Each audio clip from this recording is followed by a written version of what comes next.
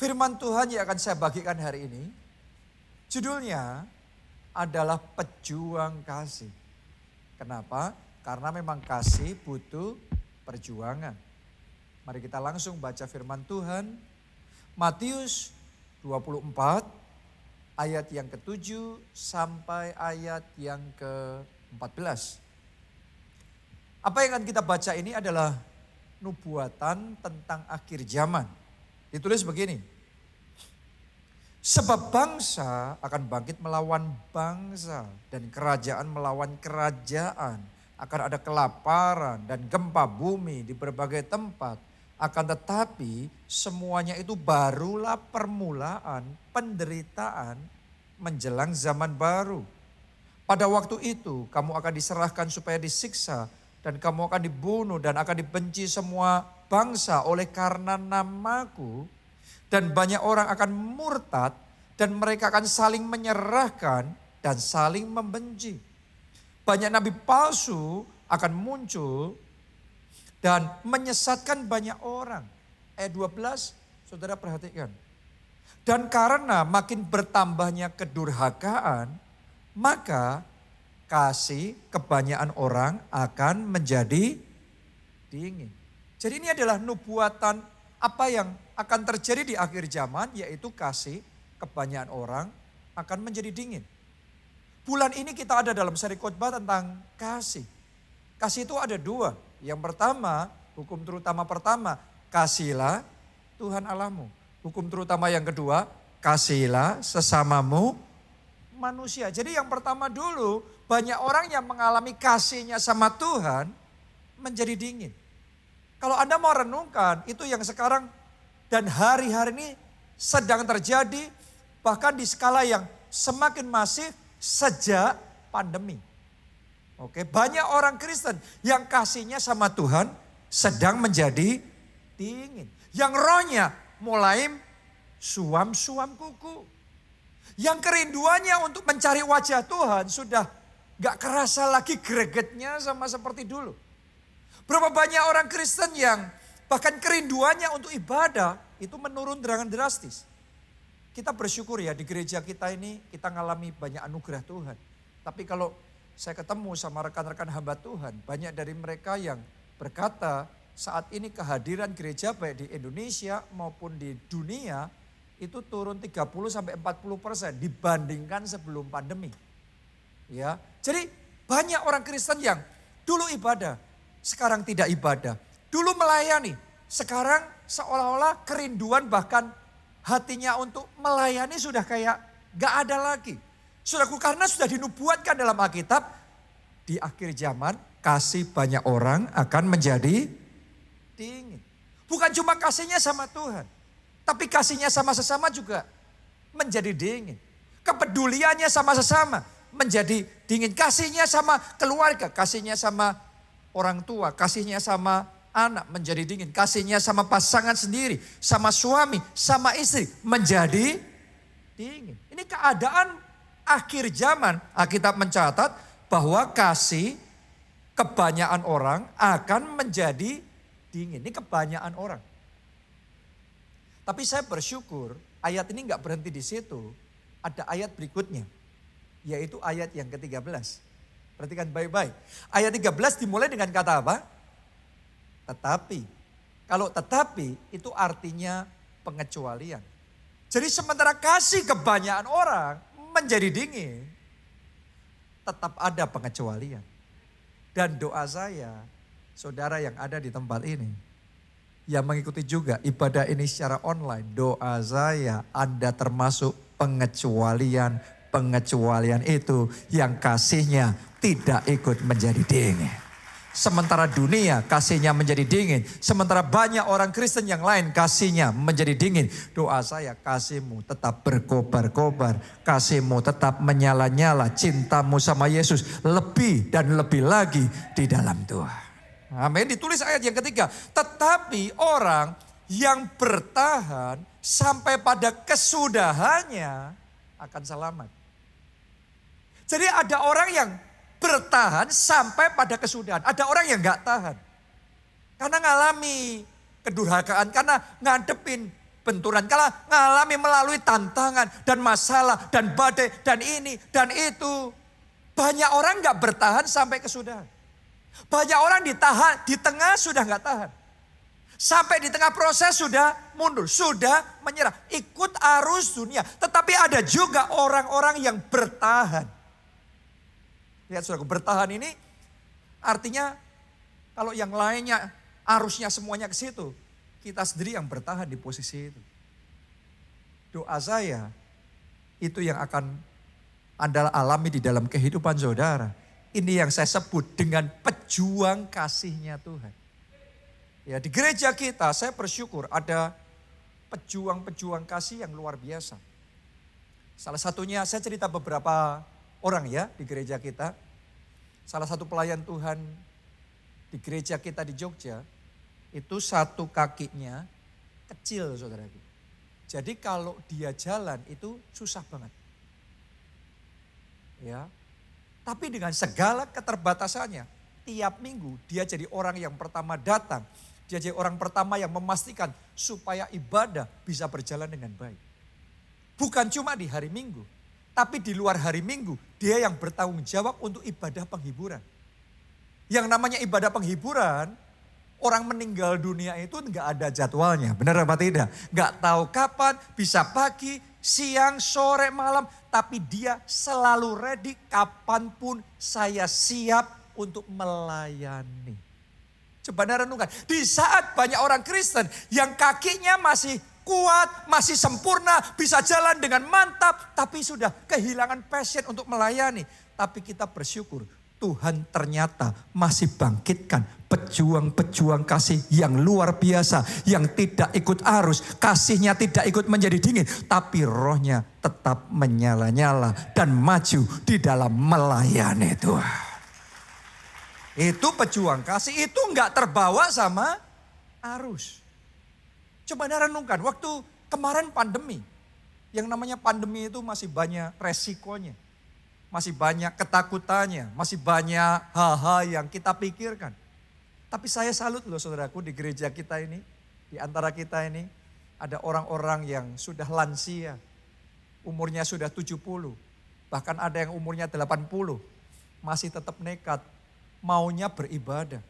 Anak-anaknya malah yang khawatir, anak-anaknya berusaha untuk menahan, jangan ya, papa gak boleh ibadah ya, papa jangan ibadah ini, bahaya ini resiko. Tapi dia tetap ngomong hidup saya ini milik Yesus. Apapun yang terjadi saya tetap milik Yesus. Sampai akhir milik Yesus. Jadi buat saya ini pejuang-pejuang kasih yang luar biasa. Satu cerita lagi saudaraku ya. Berapa waktu yang lalu ada seorang ibu, orang sederhana. Bukan orang kaya. Tapi tiba-tiba datang ke gereja. Hari biasa. Dan dia membuat 2 sertifikat. Tanahnya dipersembahkan ke gereja. Dia ngomong begini, ini untuk pembangunan panti jompo di KA City. Padahal kita selama ini belum pernah mengumumkan tentang panti jompo. Tapi ternyata dia punya kerinduan di dalam hatinya, yaitu mau membangun panti jompo dan dia bawa itu.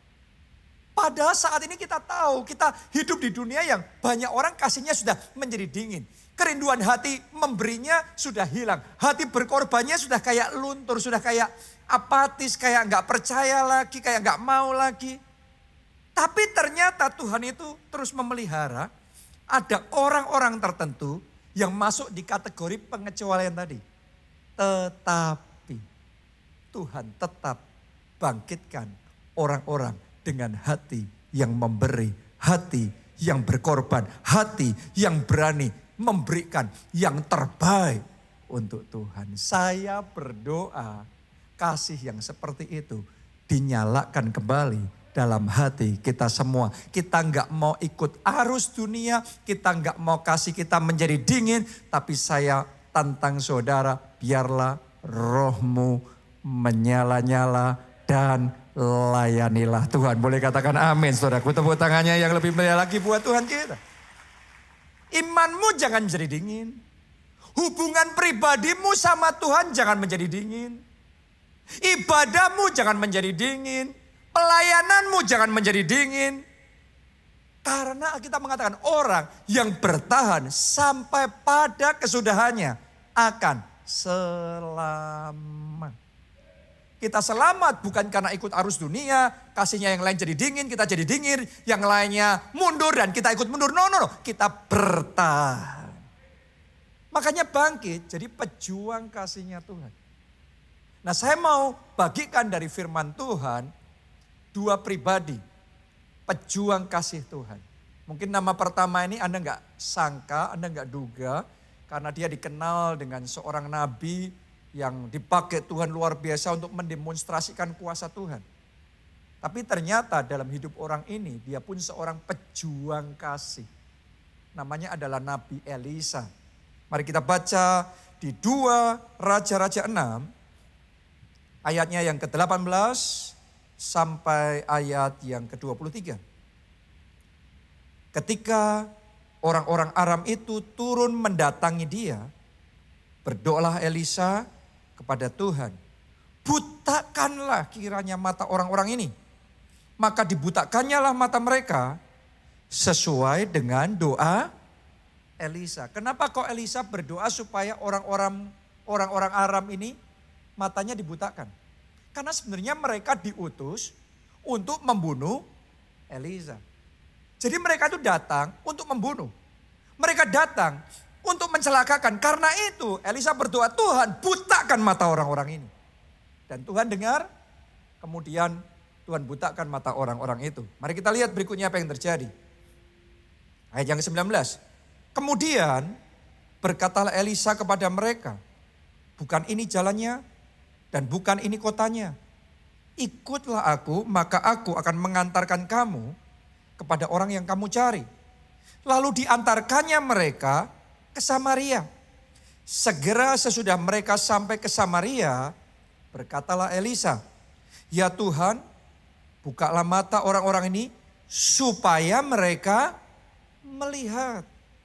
Lalu Tuhan membuka mata mereka sehingga mereka melihat dan heran mereka ada di tengah-tengah Samaria. Jadi di ibu kotanya.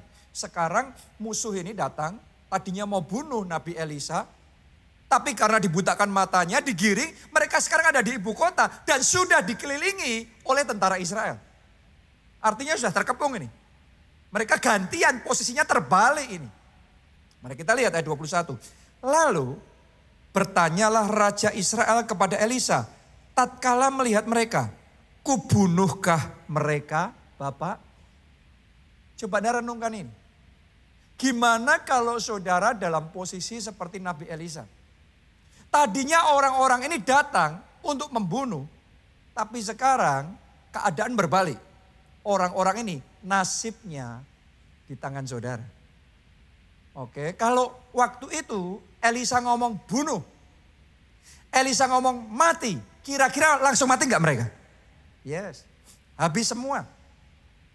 Orang yang datang untuk membunuh, sekarang nyawanya tergantung sama perkataan Elisa. Nah, kalau saudara di posisi Elisa, kira-kira apa yang Anda lakukan?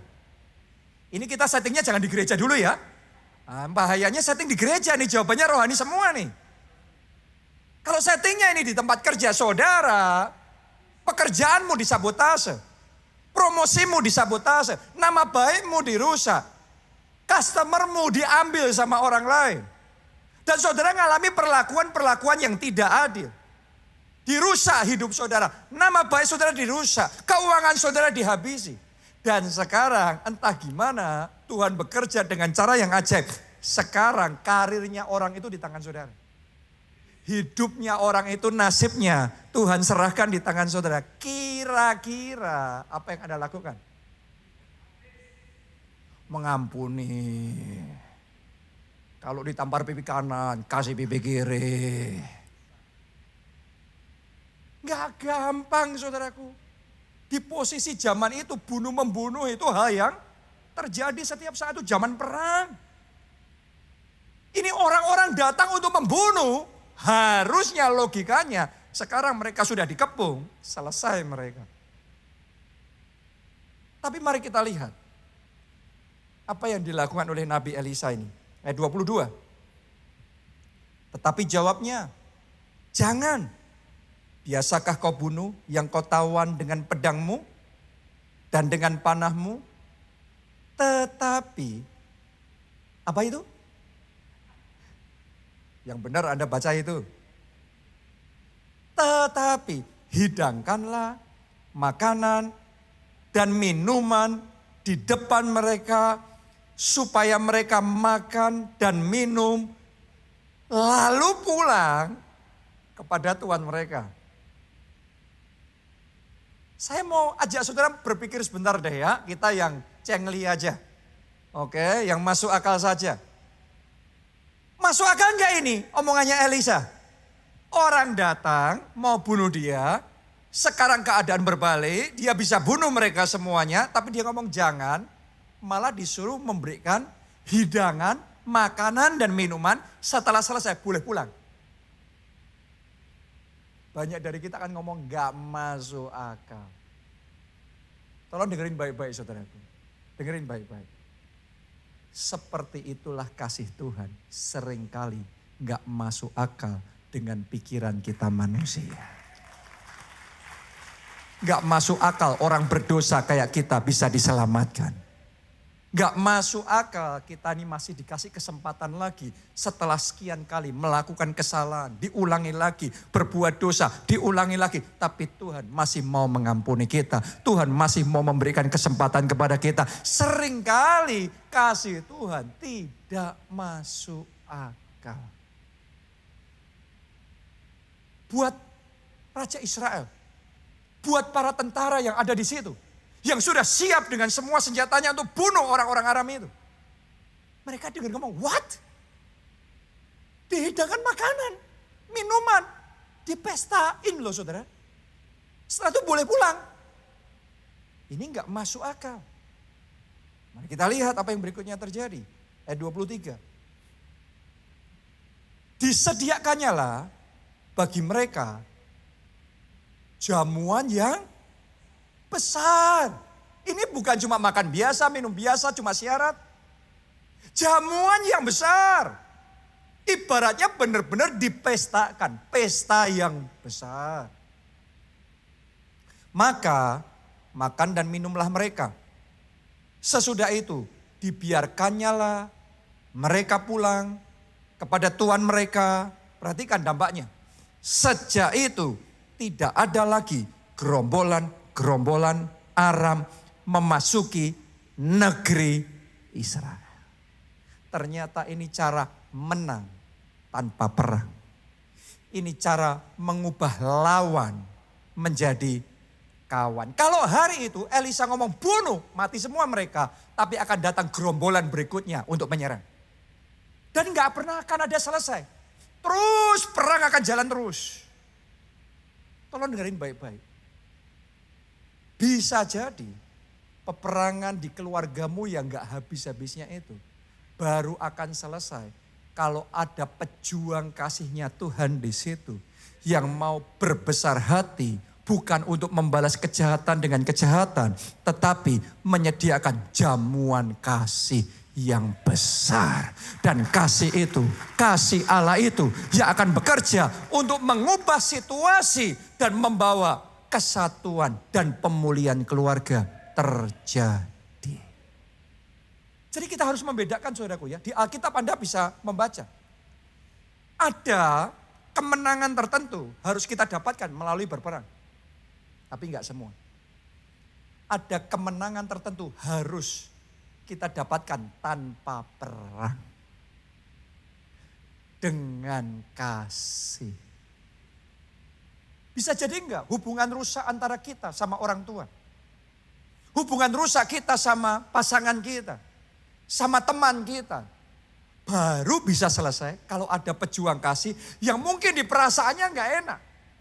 Enggak masuk akal nih, suruh memestakan orang yang datang untuk mencelakakan. Tapi ternyata ketika Elisa lakukan itu, lawan berubah menjadi kawan. Dan kedamaian terjadi. Oh, saya merasakan, bahkan sementara saya ngomong seperti ini.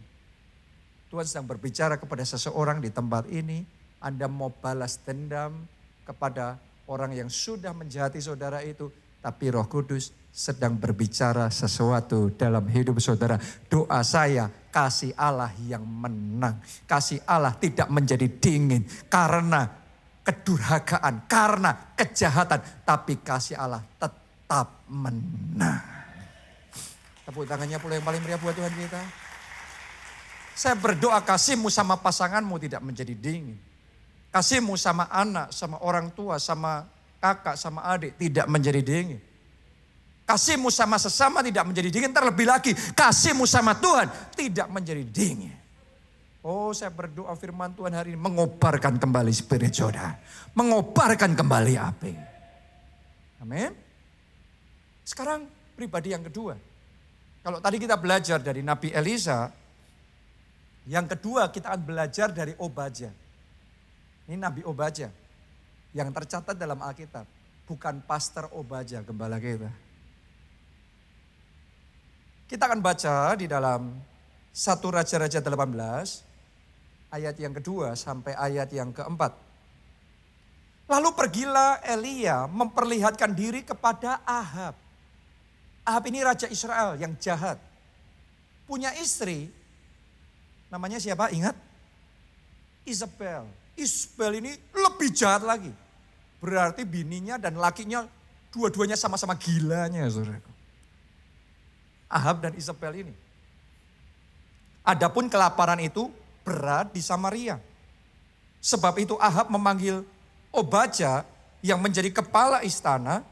Obadya itu seorang yang sungguh-sungguh takut akan Tuhan. Ya, jadi dia ngikut Tuhan sungguh-sungguh. Ayat 4.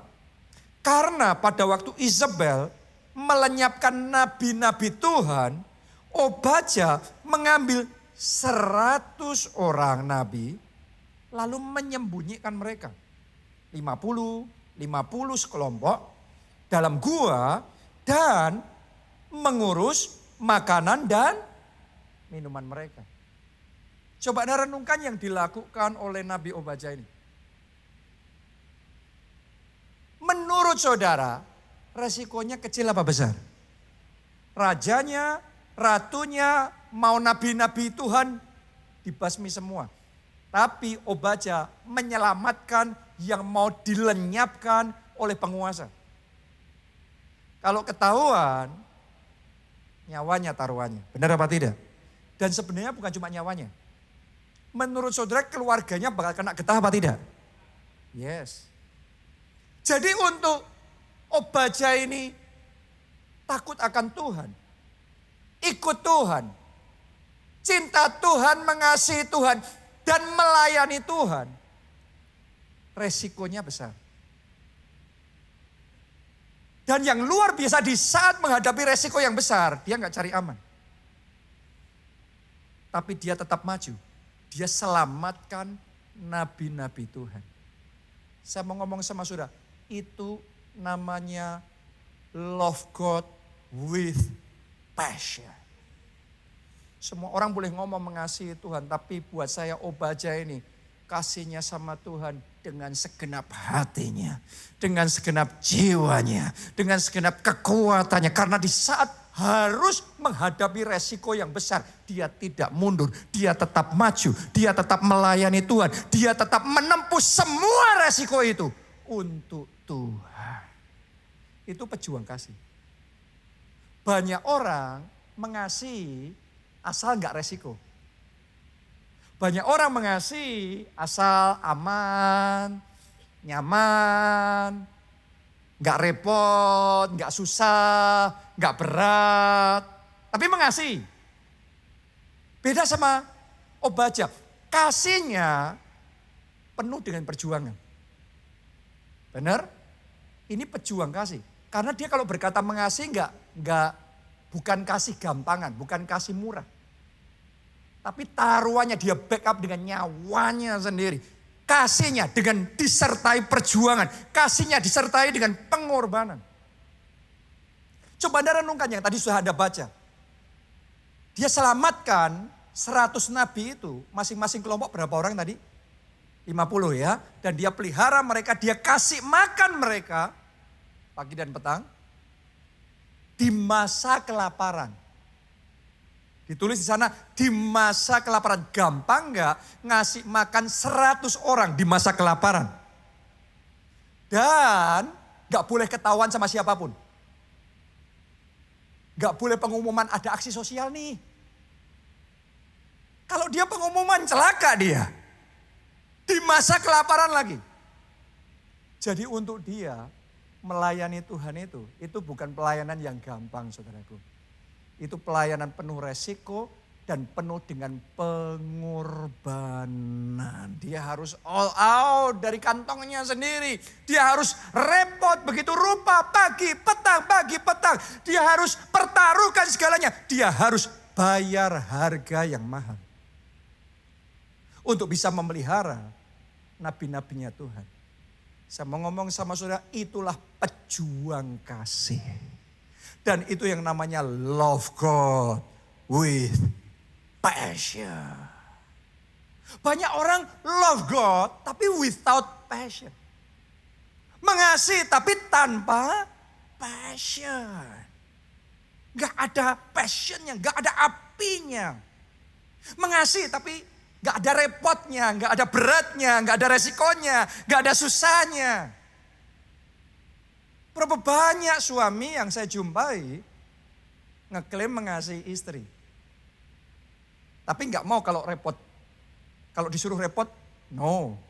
Kalau disuruh bantuin istri bawain barang, kalau disuruh dimintain tolong untuk bisa jagain anak, bantu bersihin, beresin rumah. Ada juga suami yang sampai istrinya sakit, mondok di rumah sakit, dimintain tolong untuk jagain anaknya, merasa sangat direpotkan.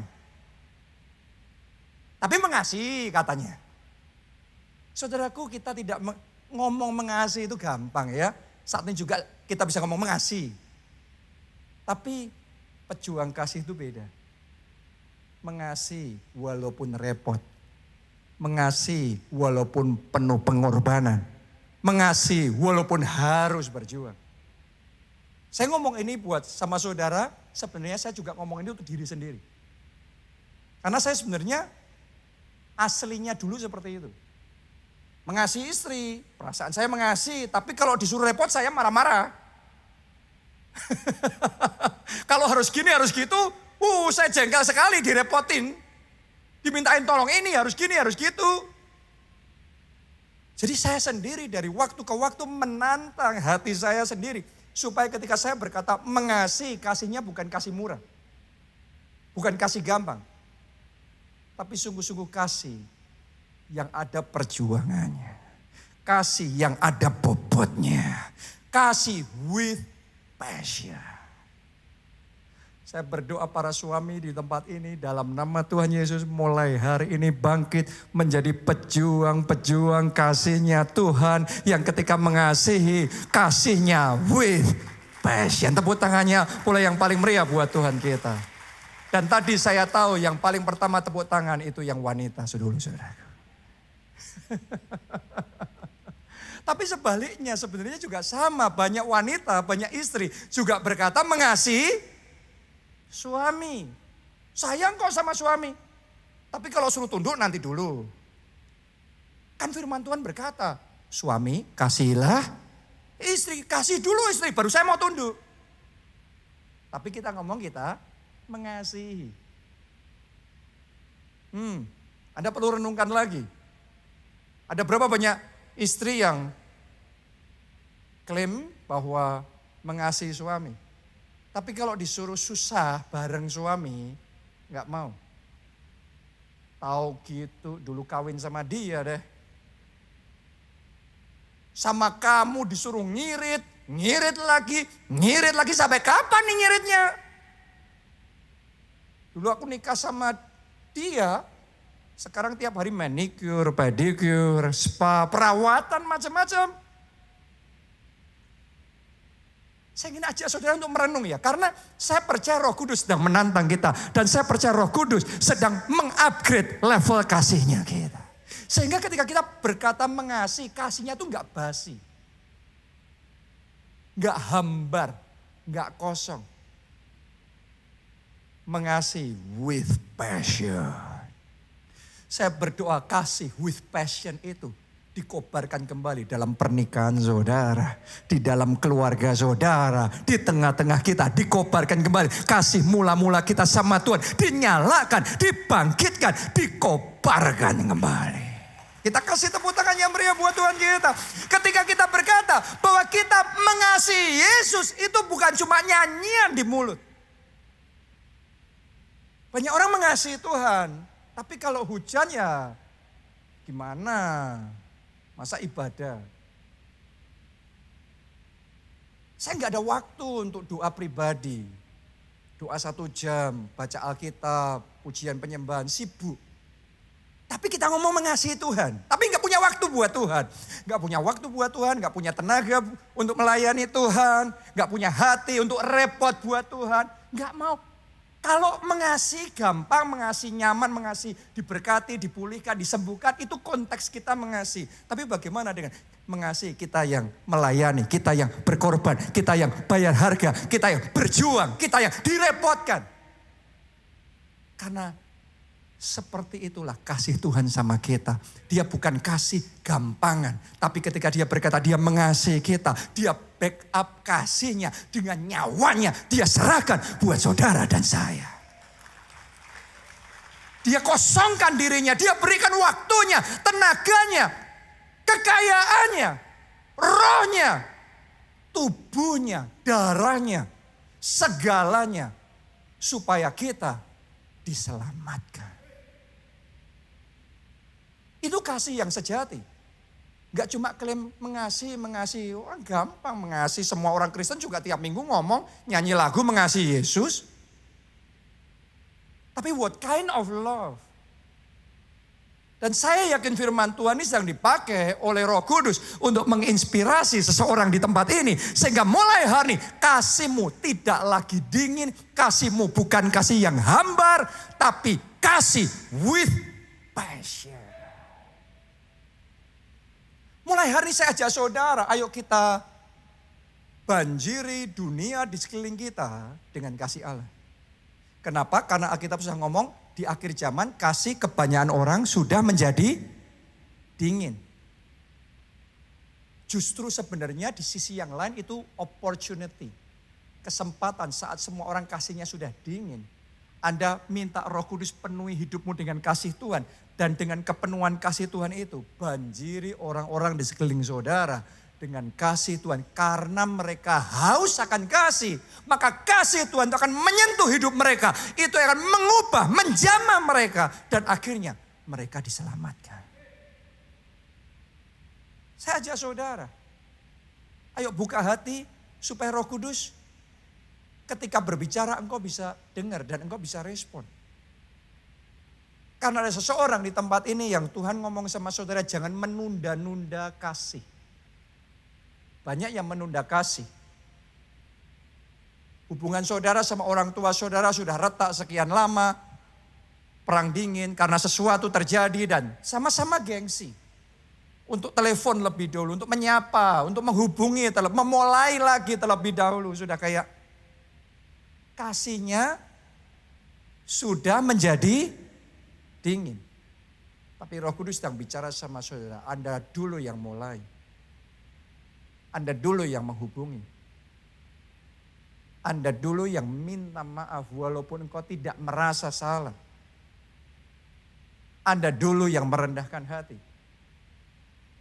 Dan untuk saudara melakukan itu enggak gampang loh. Itu gengsi kita harus disembelih loh. Harga diri kita ya. Nggak gampang loh. Dan saya jujur ngomong apa adanya sama saudara. Beberapa dari saudara kalau melakukan itu akan ditanggapi dengan positif. Instantly pemulihan akan terjadi di dalam keluarga saudara. Tapi saya juga perlu ngomong apa adanya. Beberapa lagi yang ketika saudara sudah datang merendahkan diri seperti itu. Bukannya ditanggapi baik, Anda diinjak sekalian. Semakin Anda membaikin orang itu, semakin Anda diinjak sekalian. Karena itulah keadaan di dunia. Mengasihi, memulai mengasihi itu gampang. Tapi tetap mengasihi ketika ada kedurhakaan, ketika ada kejahatan, ketika ada ini dan itu, kesalahpahaman dan kekerasan hati dan macam-macam, untuk tetap mengasihi pasangan, tetap mengasihi orang tua, tetap mengasihi anak. Kadang-kadang itu sakitnya di hati, saudara. Tapi saya berdoa walaupun engkau mengalami itu, kasihmu tidak menjadi dingin. Karena orang yang bertahan sampai pada kesudahannya, ia akan selamat. Jangan gak tahan, Anda harus tahan. Saya sendiri mengalami berapa kali kejadian. Saya awalnya orang yang suka bantu orang lain yang susah. Saya saat dia gak punya pekerjaan, kita kasih pekerjaan. Saat dia bermasalah dalam hutang, kita bantu beresin semuanya, clear. Saat dia nggak punya pekerjaan, saat dia nggak punya tempat tinggal, kita usahakan dia bisa punya tempat tinggal. Saat punya masalah legal, kita backup semuanya sehingga clear. Tapi setelah semuanya selesai, beberapa waktu kemudian, justru orang seperti itu yang nusuknya paling tajam, nyerangnya paling kuat, fitnahnya paling mengerikan. Setelah semua yang Anda lakukan dan kemudian Anda di posisi seperti itu, kira-kira apa yang Anda rasakan di hati? Mungkin saudara akan kecewa. Mungkin Anda merasa percuma lah ngelakuin semuanya, percuma. Nolongin orang itu percuma. Kasih banyak orang jadi dingin karena kedurhakaan. Mungkin ada di tempat ini yang mengalami seperti yang saya alami, tapi doa saya sama seperti Tuhan pulihkan hati saya, Tuhan juga pulihkan kembali hati saudara. Dulu hati saya karena ngalami kayak gitu, jadi dingin, saya jadi mengeraskan hati, gak mau lagi untuk nolongin orang, gak mau lagi untuk jadi berkat, jadi saluran berkat, karena ngalami itu berulang kali. Akhirnya saya sempat berhenti, kasihnya menjadi dingin. Sampai di satu titik, Roh Kudus sendiri yang bekerja dan jamah hati saya. Dia bebat semua kekecewaan, luka hati saya, dia sembuhkan, dia jamah, dia segarkan, dia baharui saya kembali. Saya bangkit kembali. Dan oleh anugerahnya saya bersyukur, sekarang saya tetap mau bergerak maju, jadi berkat, gak peduli orang itu balas baik atau tidak baik. Pokok hidup saya ini harus jadi berkat. Oke, karena saya tuh tahu saudaraku, kalau saudara jadi berkat buat orang lain, nolongin orang lain, nanti Anda akan ngalami juga. Ada sebagian yang akan membalas baik sama saudara, tapi ada sebagian yang mungkin pahit yang akan Anda rasakan. Tapi saat saudara ngerasain seperti itu tantangan saudara, apakah kasihmu menjadi dingin? Atau engkau bertahan sampai pada kesudahannya, tetap konsisten mengasihi, tetap jadi berkat bagi banyak orang. Karena gak bisa disangkal. Saya mau ngomong sama saudara, saya kenal Tuhan yang saya sembah. Firman-Nya ya dan amin. Kalau saudara menabur kebaikan, tidak akan pernah yang namanya tuayan saudara tidak Anda terima. Dia yang akan pastikan Anda terima tuayanmu. Mungkin bukan melalui orang itu, tapi melalui 1001 cara. Dia akan bukakan tingkap-tingkap langit dan curahkan berkat sampai berkelimpahan dalam hidup saudara. Sehingga ketika saudara melakukan semuanya itu, hatimu murni. Melakukan bukan berharap dari manusia. Melakukan semuanya untuk Tuhan. Saya ajak saudara semua, ayo kita yang berkata mengasihi Tuhan. Hari ini kita ngomong sama Tuhan, Tuhan aku juga mau repot buat Tuhan. Aku mau korban waktu buat Tuhan. Pakai hartaku ini melayani Tuhan. Saya ajak saudara yang rindu terbeban untuk membangun panti asuhan. Ayo bareng-bareng kita bangun panti asuhan. Dan ini oleh anugerah Tuhan saudaraku ya. Panti asuhan dan Bukit Doa Holy Land di KA City yang kemarin-kemarin saya umumkan sama saudara, kita mau bangun. Ini saya umumkan sama saudara, oleh anugerah Tuhan Senin kemarin pembangunannya sudah dimulai. Bukan hanya rencana, bukan cuma wacana, tetapi sekarang sudah action di lapangan. Sudah gerak ini, sudah jalan. Dan saya sendiri secara pribadi mau ambil bagian di panti asuhan itu. Anda yang punya hati, Tuhan kasih kerinduan. Saya tantang saudara, ayo pakai harta saudara. Jadi berkat buat anak-anak yatim piatu. Anda juga pakai harta saudara kan untuk piknik, untuk happy-happy. It's okay. Tapi kenapa tidak Anda juga pakai harta saudara jadi berkat buat anak-anak yatim piatu? Anda yang kepingin untuk dipakai oleh Tuhan, membangun bukit doa Holy Land, sehingga kegerahan doa nanti jalan lebih powerful lagi. Untuk rencana Tuhan, untuk perluasan kerajaan Allah. Ayo terlibat, do something. Kita nggak bisa melakukan semuanya. Tapi apa yang kita bisa lakukan, mari kita kerjakan untuk Tuhan. Anda yang punya talenta untuk memuji, menyanyi, kenapa nggak saudara jadi pemuji? Pemuji penyembahnya Tuhan di gereja. Pemusiknya Tuhan, penarinya Tuhan. Saya ajak saudara, Anda yang punya hati cinta anak-anak. Ayo jadi guru kids. Apa yang bisa engkau lakukan buat Tuhan? Ayo lakukan. Jangan lagi kita cuma nyanyi mengasihi Tuhan. Let's do something for Him. Pakai talentamu, pakai waktumu, pakai hartamu, pakai apa yang bisa engkau lakukan. Lakukan untuk menyenangkan hati Tuhan. Jangan kasihmu hampa, jangan kasihmu menjadi dingin. Kita ngomong orang yang bertahan sampai kesudahannya tetap menyala-nyala, tetap berkobar-kobar, tetap cinta Yesus. Iya selama. Biarlah rohmu menyala-nyala dan layanilah Tuhan.